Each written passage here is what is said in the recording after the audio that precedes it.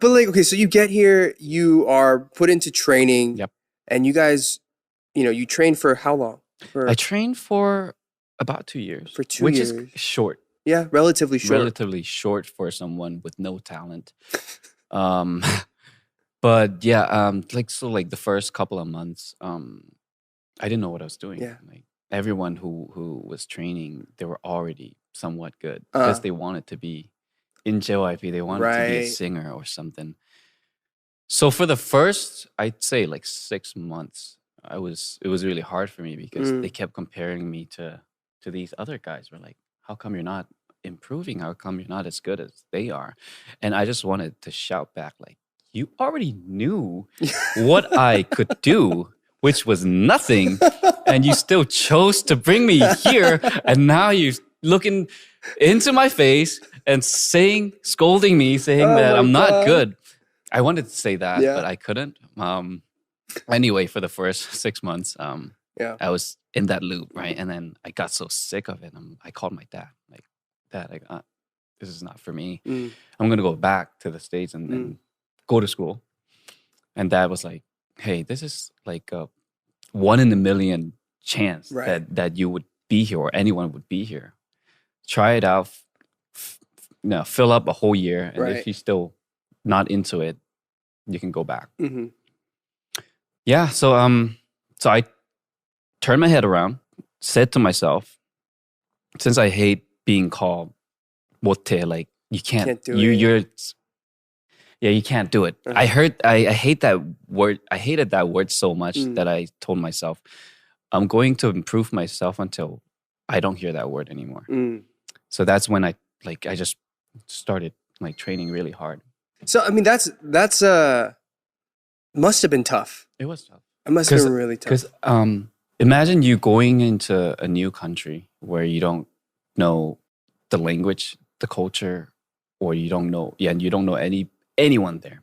You have no friends there, no family, and then you have to go into this kind of like a boarding school, right? Where everyone else is already like in 3rd grade and you're in the 1st grade, or like you have to try to catch up to them, which was not easy at all. It was like a lot of pressure, and of course, like they say you're gonna have to debut in like a year, after a year, and I'm like, no, I'm not ready. Hey, I'm not ready. Why? No, why so quickly? But that's when I started to boost myself. To go faster. Yeah. Well, I mean, so obviously you made the team. Part of it was through like a reality series you guys did, right? Like audition competition program, I guess. It was called Hot Blooded Guys, 열혈남아, where it's like 13 of us, 14 of us. They were going to divide us into 2 groups. One is the ballet group and one is a dance group, which was 2 a.m. and 2 p.m. Right. So through that, we became 2 a.m. and 2 p.m. Okay. Yeah. How did it feel when you became part of the group? Did you know? Like, you had to have known something, right? It's like... Well, I knew I was going to be in the group because they need a face, I'm so sorry. I'm going to apologize. You know what? We like this honesty. We have to go ahead and say it. You're a good-looking guy. Right? Thank you. But nonetheless, I still trained really hard. Yeah, I'm sure. Yeah. It was like a talk in the company that you're chosen. But it wasn't like I was going to be like, hey, arrogant about it or anything. Yeah. So, but I was really, once I became 2 p.m., it was so surreal that I didn't know the concept of being in a boy band, what it was, like what I had to do. Like, it was just like me. You know how like there's like a robot where like a little guy is controlling it inside the like brain? Men in Black? Yeah, like I was that alien, little guy, right? And this guy was doing, oh no, I wasn't even this guy. This guy was the company. And I was the robot. Okay. So I was doing whatever I was told to do. And I tried to do it as best as I could, as well as I could. And that's, I think, for the first couple of years, that's how I lived as Nikun from 2 p.m. As the guy who has to do what he's told as well as possible and not make mistakes. Right. So it was like a time where like, just kind of like flashed through, you know? Like, yeah. I couldn't remember a lot of it. I mean, I remember when you guys debuted, this is just like me watching from wherever I was living, right? It was like 2 p.m., Wonder Girls, Big Bang, like that generation. You guys came onto the scene and it was like incredible response. Yeah, we did something different, which was like all the acrobatic flipping around. And so like like a year before we actually came out, made a debut, they told us that if we couldn't do the tumblings, these moves, they weren't gonna make us debut. So yeah, we trained really hard for that, and we got hurt a lot because usually you have to start with like just stretching. The basics. That's the true basic of acrobatics. So you have to be really flexible. And look at Tech. Like he can't. Dude's built he can't sit down like transformer. Cross leg like this. He has. It's like he's just stiff and tall. Yeah. And stiff, and even the teachers, like they were like, Tech and Chansung will never be able to flip. But then they did it anyway because they had to. Gosh. Yeah, we did something different and it worked. It worked. So we have to thank Jin Young, Mr. JY Park. Yes. Thank you. I remember Brian Young K was on and he was like, they told me I wouldn't be able to debut until I did a flip. And so I worked so hard flipping, and I finally got it. And then they told me I was in a band. It's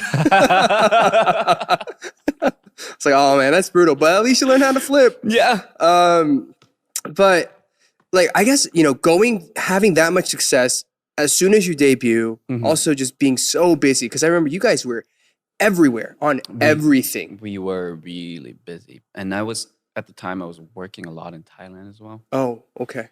So it was a lot of flying around, and yeah, we were really busy. We slept on the plane a lot. We lived on a plane, quite a lot. Yeah.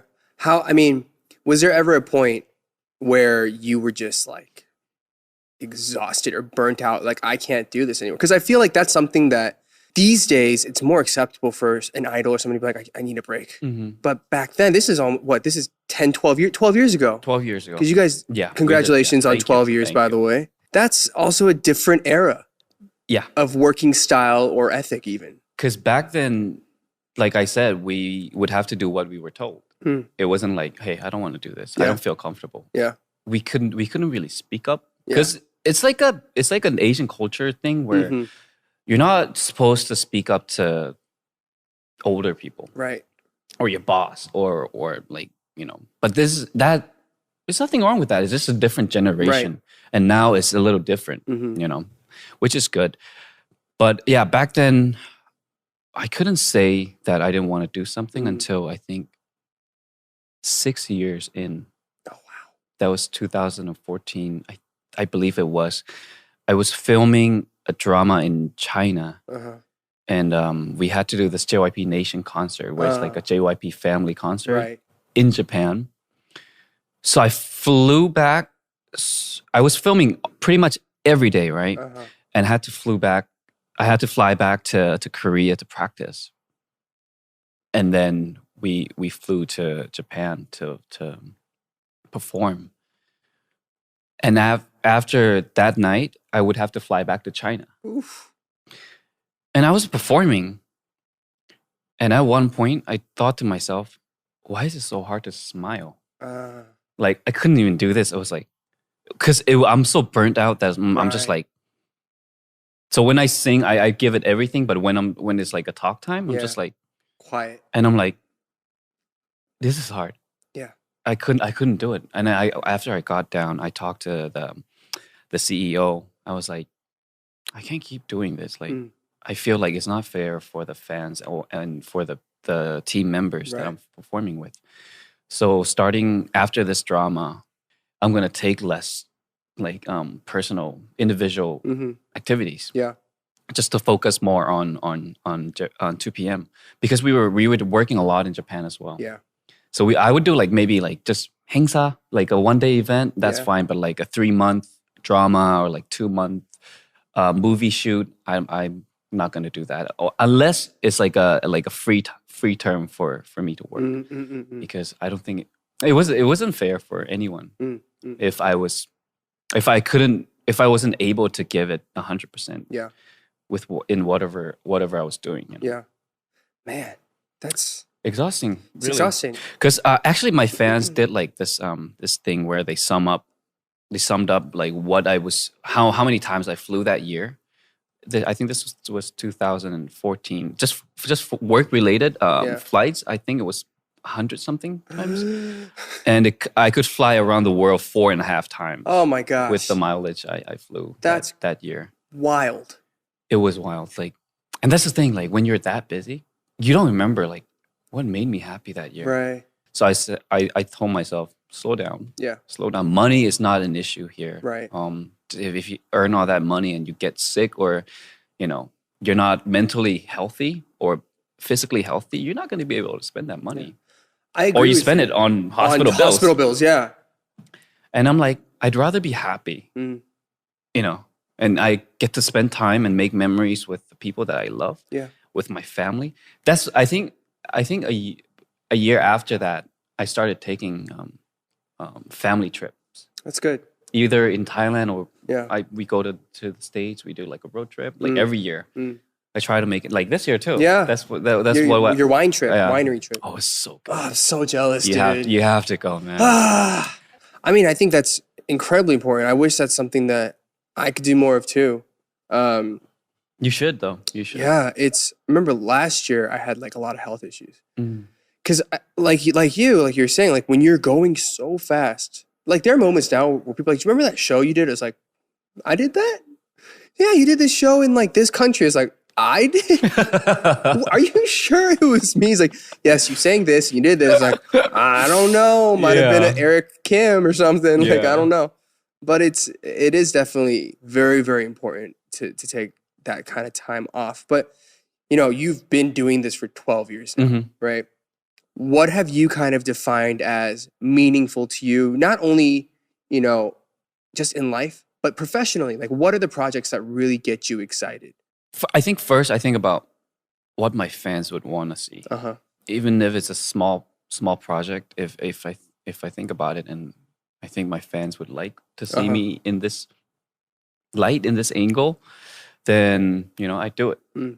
Other than that, I think about like let's say acting. I'm not trying to like stop just in Asia. I'm trying to, you know, branch out to Hollywood. Right. And I'm trying to do that. So I think like the projects that I take on are like stepping stones to that point where I can take off and go to like a bigger platform. Yeah, I think about the future a lot when I take on because I don't want to waste my time doing something. Yeah, no, that's fair. It's meaningless, you know. It's just I'm not thinking much about how much I would earn from doing this project or that project. Of course, that's something because it's our job. You can't ignore it. I can't ignore it, but like that can't be the main principle. The main reason why I choose to do something. Right. Unless you give me like $100 million. Yeah, like, if you give me even $100,000, guys, I mean, just let me know. Ow, what do you need me to sell? What do you need me to sell? But, yeah.